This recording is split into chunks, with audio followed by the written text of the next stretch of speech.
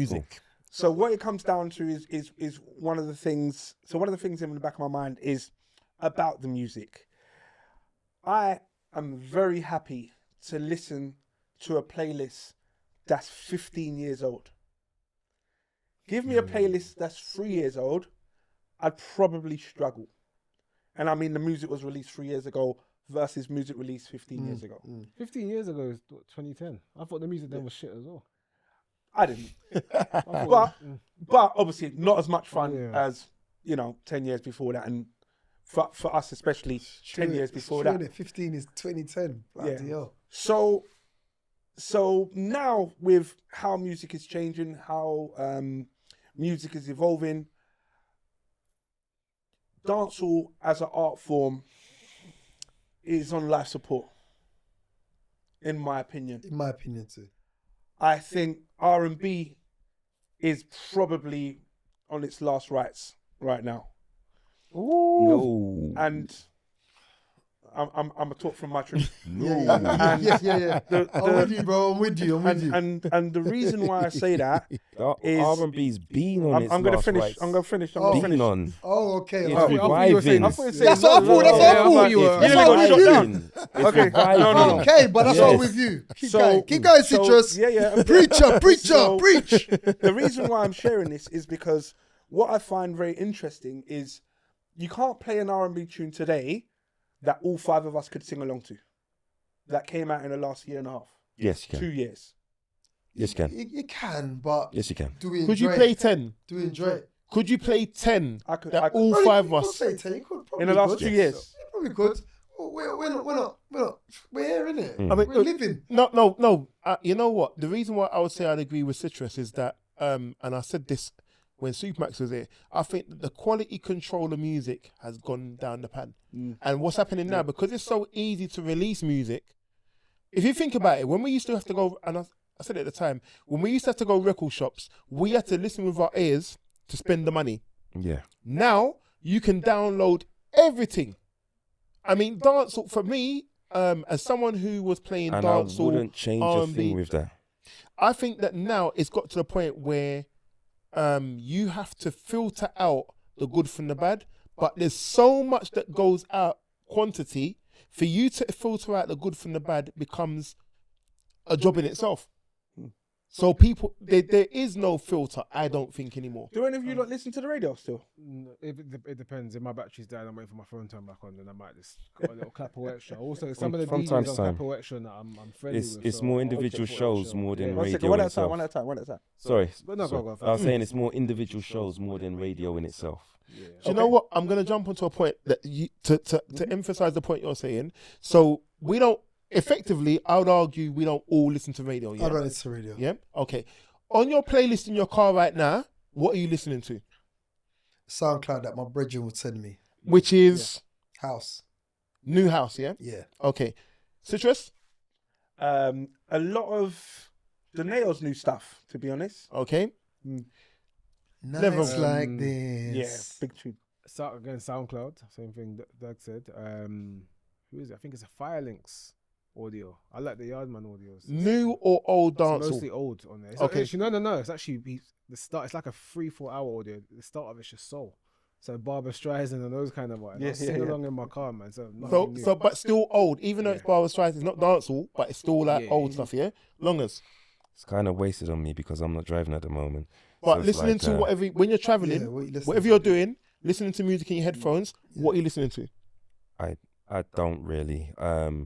I try to see what's trending on TikTok and all that kind of stuff, so I know what I really need, kind of thing. Do you know what I mean?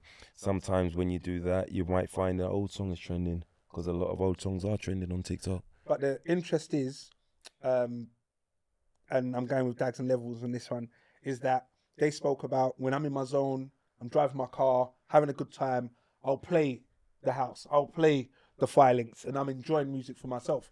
You're doing research. Yeah. The question Wiley's asking is, what are you doing? Like, if I turn around and said, you know what, let's go and chill, put some music on, bro. We're not doing research on TikTok. I want to hear what you're playing. Because I'm not like I said, because I'm not driving. I'm not in the I don't same. think driving's got anything to do with it. So, Think of so it like I'm in my house, if you was traveling. So And you're on the train? yeah, if I'm on a 2-hour train, journey? I've got my headphones on. Yeah. I will I'll blatantly be listening to 90s hip hop, 90s dancehall, 90s R&B, maybe 2000s as well. That era. But that's I think I'll my probably hearing. try to find a mix from Super or something like Super D or something like that, and just you know what I mean. There's always house songs that I need, and there's certain DJs you know that they're gonna play them, and you're gonna say to yourself, "Damn, what is this song?" Can't Shazam it because there's a MC on it, or do you know what I mean? Like, Yeah. You know what them stresses, yeah? exactly. I fully hear that.